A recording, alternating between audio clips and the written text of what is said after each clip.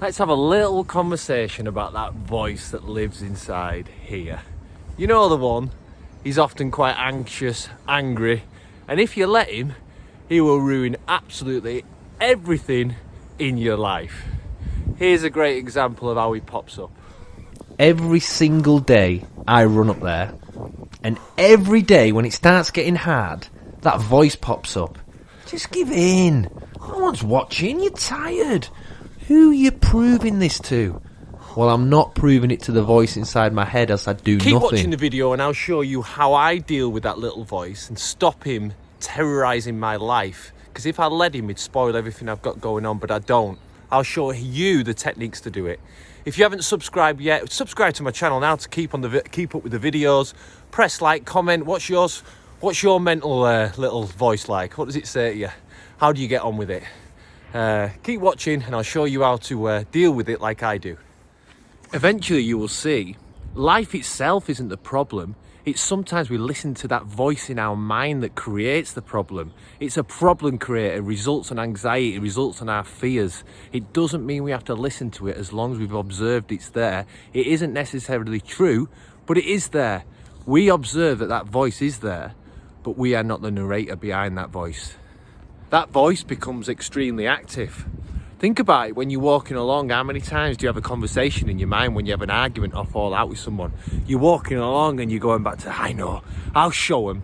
In your mind's going, I'm going to say this, I'm going to say that, I'm going to do this, I'm going to do that. When energy builds up inside, you want to do something about it. All that nervousness and fear building up, talking to you, telling you something.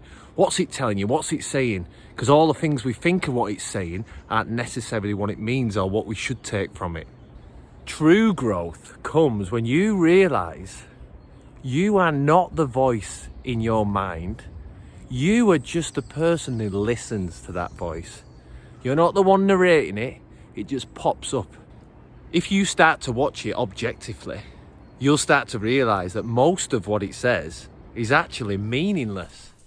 You get in the shower, lovely and warm. Oh, I'm enjoying it. Here comes the voice trying to interrupt it.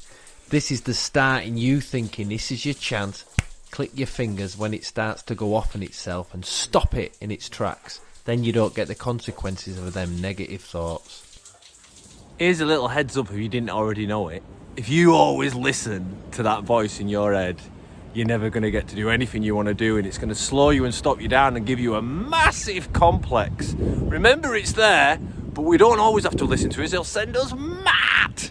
Eventually, you will see that the real cause of problems is not life itself. It's the commotion that inner voice in your mind makes. Constant commotion of fear, anxiety, and let's not get caught up in why it happens, because I have no idea. Let's just start examining how we stop it controlling us, because that's the key. You'll never stop it happening, but we can control what it tells us. Listen in. Ask yourself this question. If someone in the street told you what your inner voice told you, would you always listen to him? I doubt that you would.